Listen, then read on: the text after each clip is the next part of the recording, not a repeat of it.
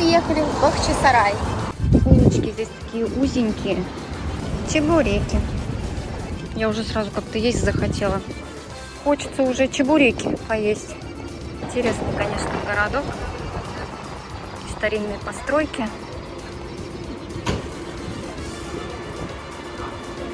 Как будто мы не в России. Ну так-то мы далеко машину поставили. Не знаю, сколько придется ехать. На мою Зойку лежит. Так, а это, говорят, Ханский дворец. Как же нам теперь войти? По навигатору идем.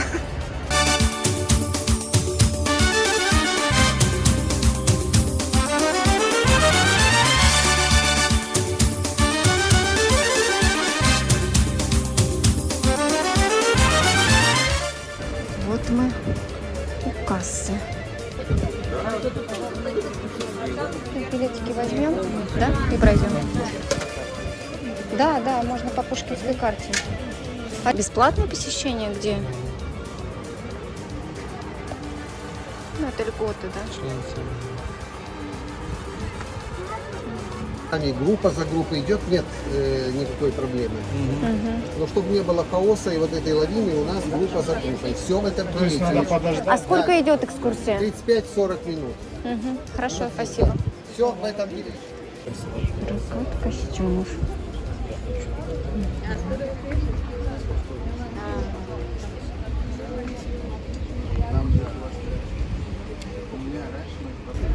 Ну, какой нарядился хан. Стоит.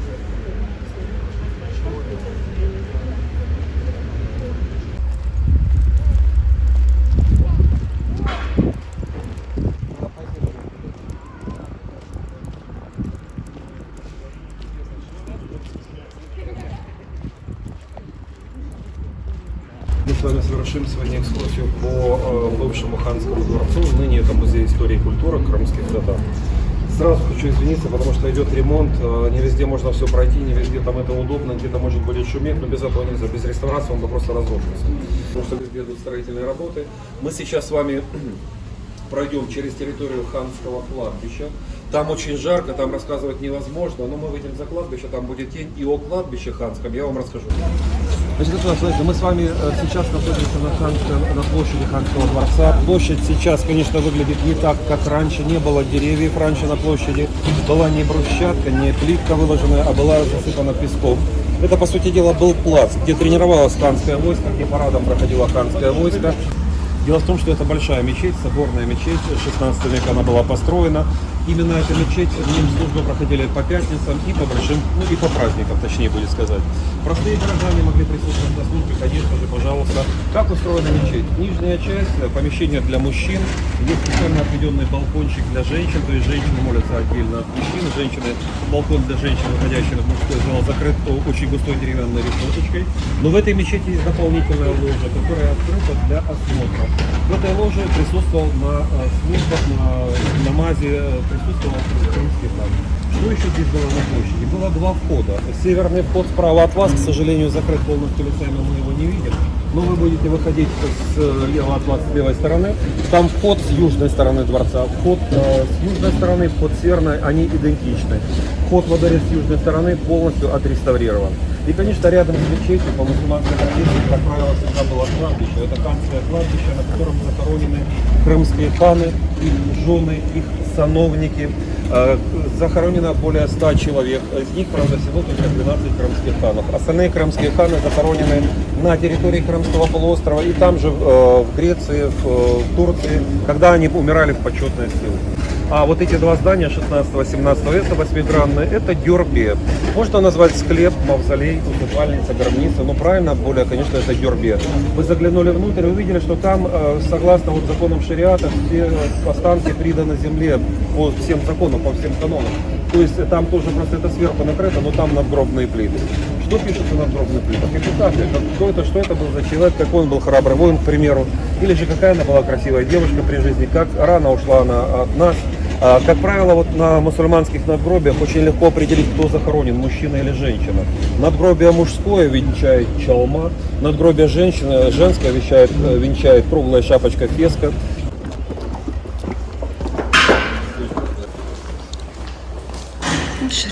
реставрация везде идет. Реставрация везде идет. Ну, молодцы, да, что поддерживают.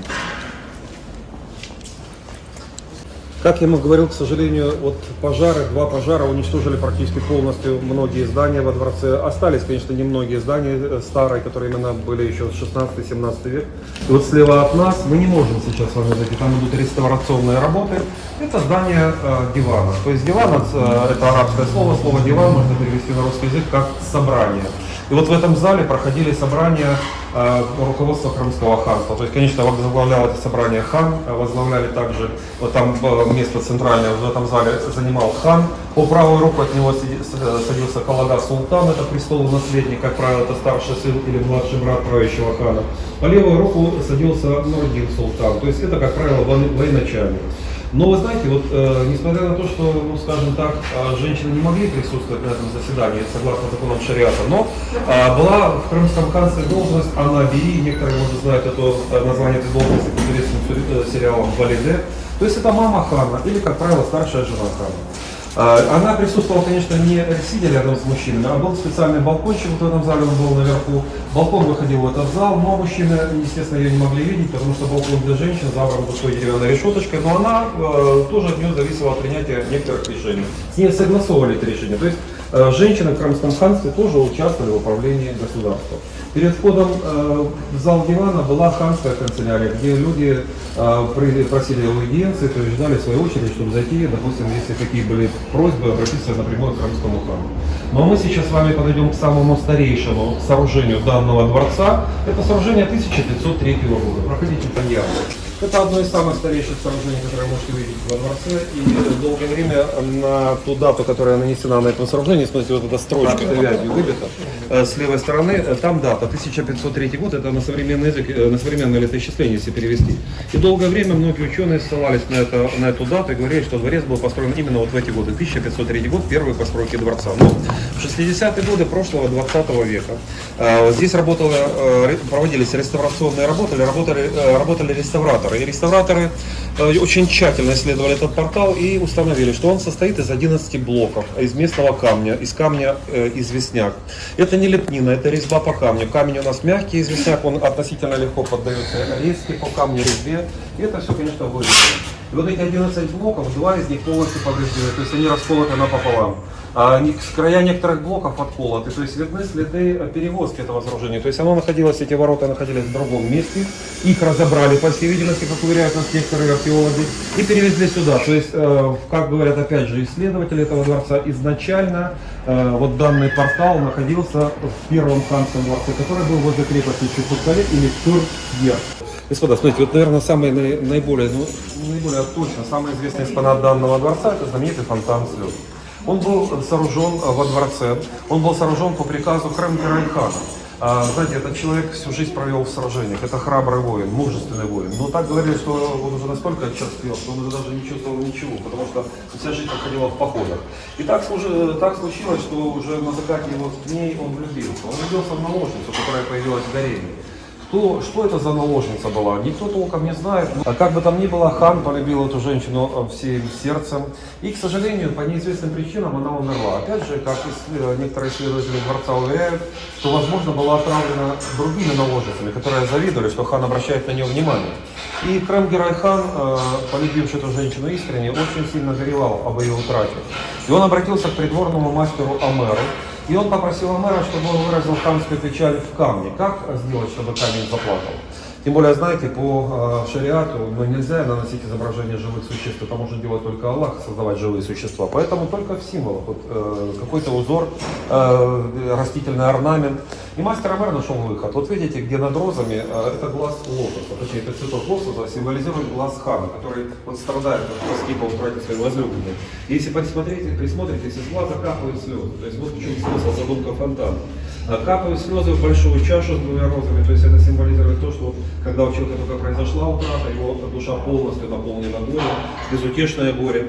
Но человек так устроен, проходит время, и постепенно уже боль утраты не так ощущается, то есть горе уже не такое огромное, оно становится чуть меньше, то есть человек о нем забывает. О чем символизирует две нижние чашечки, то есть горе уже небольшое. Но Опять же, проходит какое-то время, и человек вновь вспоминает о своей утрате, допустим, и опять его душа полностью наполняется горем. Это символизирует уже нижняя чашечка большая. И вот так до конца наших дней. Вот так. То человек, кто в радости находится, то какие-то горечные события, горе. И в 1820 году во дворце был Александр Сергеевич Пушкин. Он провел здесь всего одну ночь. И вот эта история хана с наложницей, ему рассказали, конечно, он эту историю узнал. И когда он вернулся к себе домой, через 2 года он пишет поэму «Бахчисарайский фонтан». И еще через 2 года он пишет посвящение Бахчисарайскому фонтану. «Фонтан любви, фонтан живой, принес я в дар тебе 2 розы, люблю немолчный говор твой, поэтические слезы». Эти строки, конечно, мы со школьной скамьи многие знают. И опять же, как рассказывается в этой истории, Александр Сергеевич Пушкин, подойдя к этому фонтану, узнав эту историю, он вышел в сад, тут очень много было садов, много было цветов, и он сорвал 2 розы, красную и белую розу, и установил верхнюю чашу. И вот эта традиция жива с тех пор, сохраняется с тех пор. Каждый день наши смотрители меняют розы, ставят новые розы, независимо от времени года. Ну а сам вообще гарем, он состоял из 4 корпусов. К сожалению, 3 корпуса вообще не сохранились. Почему вот такие были вот перестройки дворца? Вы знаете, очень серьезно, много было, к сожалению, утрачено безвозвратно. 1787 год, это уже на тот момент крымро-российская территория, должна была приехать в Крым, и приехала, и в Бахчисарай приехала Екатерина II. И вот к ее приезду строили дворцы в красивых местах на возвышенностях, делали дороги и так далее. Но стал вопрос, что делать с постройками дворца, потому что некоторые постройки находились очень в ветхом состоянии. И нашли, конечно, очень, не совсем, может, правильное решение, но самые ветхие постройки отремонтировать было тогда невозможно, из-за тех технологий их не было просто. Их просто разобрали. То есть поэтому 3 корпуса дворца не сохранились. Но предполагают исследователи, что в этих 4 корпусах было около 70 комнат. Что такое вообще гарем? Харам, арабское слово, запрет, то есть это женская территория, это женская часть дворца. Здесь не только, как многие по фильмам там думают, что были наложницы. Нет, жила и мама хана, и сестры хана здесь жили. Это женская половина дворца. Женщины гарема не сидели все время здесь на одном месте. Некоторые женщины выходили из гарема, это допустимо было, но в сопровождении мужчины, конечно же. И, соответственно, согласно законам шариата, должна была быть покрыта голова, нижняя часть лица была закрыта, только могли быть видны кисти рук, и платье должно было закрывать щиколотки. В сопровождении мужчины некоторые женщины гарема совершали поездки, занимались благотворительностью. Здесь есть мечеть, если ехать в сторону Чебуркали, крепости Успенского монастыря, буквально в 200 метрах от музея, мечеть Тахталат-Джали. Вот эта мечеть построена на средства одной из жен хана. По Корану правоверный мусульманин может иметь 4 жены официально и неограниченное количество наложниц. К сожалению, сколько было наложниц в гареме именно крымского хана, ученые не знают. Мы сейчас с вами посетим один из гаремных корпусов. Вы знаете, обстановка сейчас, там вот недавно только завершилась реконструкция в гареме, он еще не подключен к сигнализации, поэтому там представлены, к сожалению, пока только копии. Подлинники вот по всем законам нельзя там еще просто выставлять. Там 4 комнаты, их условно назвали. Первая комната буфетная, 2-я комната гостиная, 3-я комната жилая, 4-я комната вот летняя беседка. Эти мушараби, они не имеют никакого отношения к гарему. Это просто, знаете, вот в южных странах они повсеместно использовались, особенно вот в Турции, также и в Крымском ханстве. Это, кстати, произведено из Турции. Сделано из ореха. И вот все эти мелкие детали, это все вырезалось отдельно, а потом без гвоздей, без клея, наподобие пазла это все собиралось. Для чего это все надо? У них было несколько функций. Во-первых, все это устанавливалось на окна со стороны улицы, и посторонний, проходя рядом с улицы, не мог видеть через вот эти узенькие промежутки между изделиями, вот этими между деталями, не мог видеть, что происходит внутри. И женщина могла уже ходить с непокрытой головой внутри дома. Плюс, вот видите, небольшие окошечки. Если кто-то приходил, просил милостыню или предлагал какие-то товары торгующие, это окошечко открывалось, можно было подать рукой милостыню или, наоборот, приобрести товар. Вперед выдающаяся часть мушараби. Это как раз то, для чего, чтобы можно было выглянуть, посмотреть, что делается в стороне от дома. Плюс еще не видно было посторонним, что происходит внутри, но также еще и жаркие солнечные лучи не могли проникать через вот эту пустую решеточку деревянных изделий. То есть это еще и как бы оттеняло дом, комнату. Ну и проходите вот сюда, заходите в эту первую комнату, условно буфетную, и проходим на летний день. Жилая комната, люди почему спрашивают, во-первых, это одежда, представлены, пока они только сложены. А вот видите, как их назвать? Их называют ходу. Вы пройдете сейчас, глянете. Для чего это все надо? То есть девушек раньше были длинные платья у женщин. Естественно, если попадали в дождь, женщина не могла приподнять платье бы намокло. Надевались на ноги вот эти ходули, и то есть они получались немножко выше, чем над землей, то есть не намокал низ платья. Вот использовали такие приспособления, чтобы сохранить одежду. Брачного контракта, то есть когда уже вот между молодыми людьми была договоренность, что у них будет свадьба, приходили в дом невесты, приходил мулла, И они подписывали этот контракт, в котором все эти условия обговариваются. Вот здесь как раз вот эта сцена представлена: невеста, отец невесты и мулла подписывают, по всей видимости, брачный контракт. Как вот видите, это молитва наверху написана. Это тоже воссоздано. Молитву это читает, условно, если 300 раз прочесть, будет благополучие в доме, если 500 раз прочесть, будет достаток в доме, если прочесть 800 раз, это будет и достаток, и благополучие, и здоровье для всех будет. И вот это повседневная молитва, которую читали в Крымском ханстве для того, чтобы в доме было все хорошо. Что здесь подлинно, это, смотрите, слева от вас по ходу движения, это камин. Камины топились в Крымском ханстве не так, как в Европе. В Европе там прямо сжигались дрова, у нас вставлялся туда поддон, то есть, ну, как бы жаровня, она железная была, металлическая жаровня, в ней сжигались древесный уголь, это, конечно, немножко шло тепло в комнату, но когда жаровня раскалялась, уголь переставал чадить, эту жаровню могли выдвинуть на середину комнаты, принести в другую комнату, где не было, допустим, каминов, и вот таким образом немножко обогреть помещение. Но, опять же, хочется сказать, что мы сейчас видим сохранившуюся часть дворца, это летний дворец, то есть, когда зимой тут очень холодно, тут невозможно было отопить вот при помощи таких каминов. Был еще зимний дворец, который, к сожалению, за ветхостью разобран. Там отопление было немножко другое. Это аналог современных теплых полов. То есть был очаг, и под полом были дымоходы, по которым вот этот теплый дым циркулировал под полом, нагревали за счет дыма полы, и за счет теплых полов отапливался зимний дворец. Вот здесь представлены музыкальные инструменты, по мнению наших исследователей дворца, женщины вот так проводили досуг. Это была летняя беседка, сейчас ее так называют только условно. Почему? Она раньше была открыта, но вот через эти решеточки попадала влага, беседка стала интенсивно разрушаться за счет сырости, поэтому застеклили. Это только название условно летняя беседка. Сейчас, конечно, тут уже можно сказать, что это зимняя беседка. Каменные стены. А вот то, что мы сейчас видим над каменными стенами возвышающиеся, это уже более поздняя постройка из деревянного тесаного бруса. Внутри башня полая. Для чего она использовалась? Судя по названию, Соколиная башня, в ней содержались соколов. Крымские ханы очень любили соколиную охоту. А верхняя часть башни, где вот эта деревянная решеточка, видите, как она по всему периметру башни, это смотровая площадка. То есть обитательницы гарема могли подниматься вот туда наверх, на этот балкончик, и осматривать окрестности. Когда был въезд знатных путешественников или почетных гостей, маршировало ханское войско, или ханское войско готовилось отправляться в поход. Это все за этим, конечно, наблюдали обитатели из-за дворца, будучи они незаметными, будучи для тех, кто находился внизу, там, на площади. Сейчас еще в мечеть поднимемся.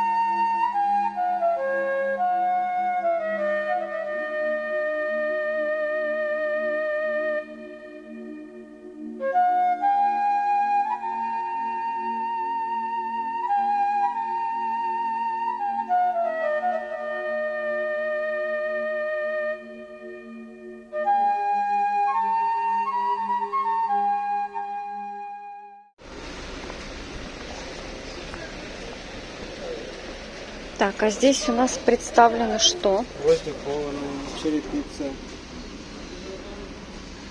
барельеф, фрагмент штукатурки. Отсвечивает и не видно. Плохо, очень плохо видно. Декоративные архитектурные детали Ханского дворца. О, вот отсюда хорошо видно.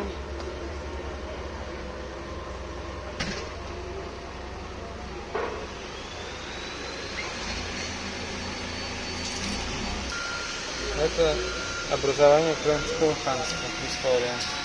Угу. А здесь ханы представлены. С первого хана Газы, второго Герая, наверное, да? Да, да. Их письменность, Их фото. печать.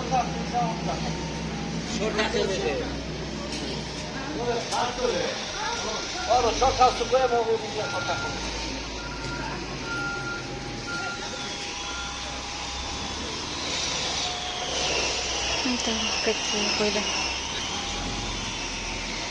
Нарядные.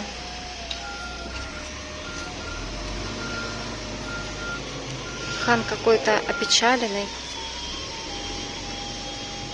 Грустно ему. Почему-то.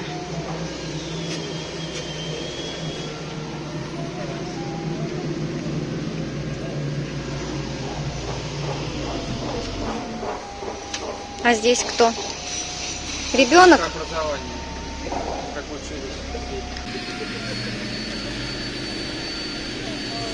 Так, ну и чему они учились?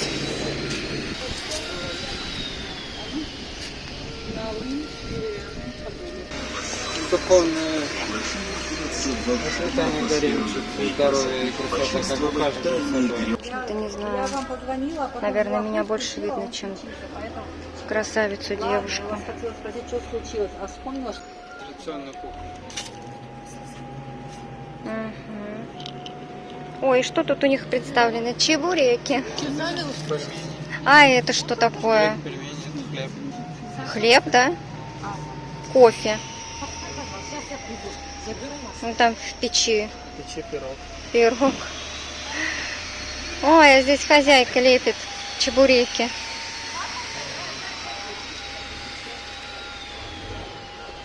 Вот так вот ее видно. Хорошо. Хозяйка. Ну да, конечно. Ж не просто так здесь. А, это то, что вот здесь, это уже отреставрировано, правильно? Да, это северные ворота. Так, ну вот они ворота, да? Да, Такие. северные. Северные, да. Но еще и с южной стороны есть. Так. Что тут у нас написано? На территории бывшего ханского дворца в период Крымской войны 1854-1866 год располагался госпиталь русской армии, где работал известный хирург Николай Иванович Пирогов.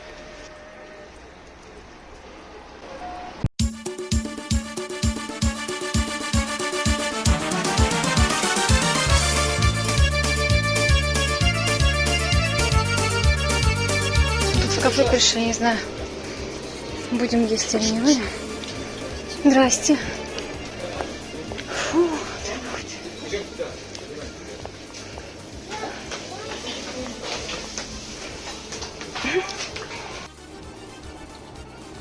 Вид, конечно, потрясающий отсюда.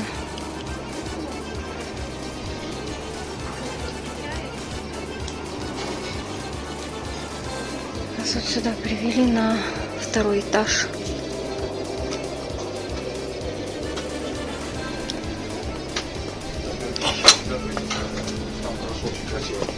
Все, присаживайтесь, сейчас я вам меню принесу. Жарко. Очень жарко. Сидим с ума сходим. Так, нам меню принесли. Человек с мясом суши. Здесь салаты. Первое блюдо. Вторые блюда. Чебуреки. Чебуреки. Разные. И с мясом. И с сыром, с копченым сыром, с брынзой, с картофелем, с овощами. Микс какой-то. В общем, разные. Ну и цены, соответственно, тоже разные. И блюда на мангале.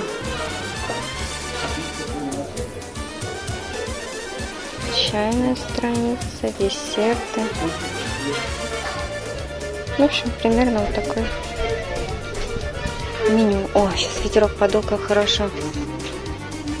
Это так жарко. Я сюда поднялась, я думаю, с ума сойду. Смотрите, какая красота. Облака лежат на горе. Ну все, уже не видно. Потому что вокруг леса. Это мы едем в Алушту из Бахчисарая. Конечно, мы в таком легком шоке. Во-первых, очень сильно было жарко. Ну, очень сильно. Мы не остались в кафе. Миша себе взял чебурек, а я вообще ничего не стала брать. Я просто оттуда ушла. Мне настолько было жарко, что я хотела куда-то под кондиционером посидеть. Так что мы оттуда быстро бежали. У нас с собой был чай в термосе. Мы в машине попили.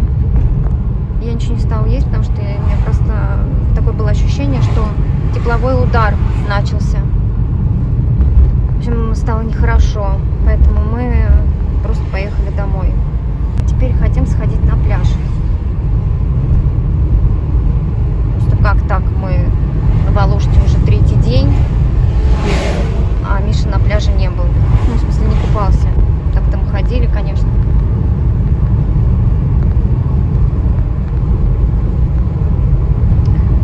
Вот так. Сама экскурсия нам, кстати, не понравилась. Потому что, ну, вот как вы видели, там все было практически на реставрации. Мне лично не понравилось. А тебе, Зай? Нет, да, так. Туда бы после реставрации приехать, да, можно посмотреть, уходить. А так сейчас все закрыто.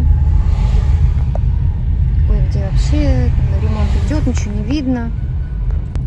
В общем, я думаю, что это даже нечестно брать с людей деньги и делать экскурсии. По идее, нужно бы отреставрировать все и тогда уже проводить экскурсии.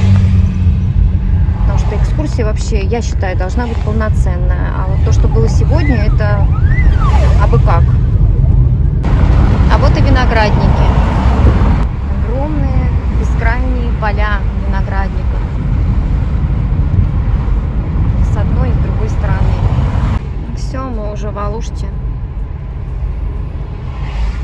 И сразу очень заметно. В Бахчисарае природа вообще ни о чем. Растительности практически нет. Но здесь же туи, сосны, ели до неба. Я считаю, что это лучшее место на Земле. Это же просто рай какой-то. Климат потрясающий. Влажность умеренная. Растительность, горы, море. Дороги очень хорошие. Что еще для счастья надо? Что еще для счастья надо? Квартиру, да, хорошую здесь? Да, Да, это надо, да. хорошие условия. Не будешь купаться? Опять в отказ идет и все. Ну, потому что не очень, во-первых, не жарко. Ну, прохладно, И всё равно, прохладно. что зимой, ну, как по мне, все равно, что зимой мороз не будет. Люди вот купаются.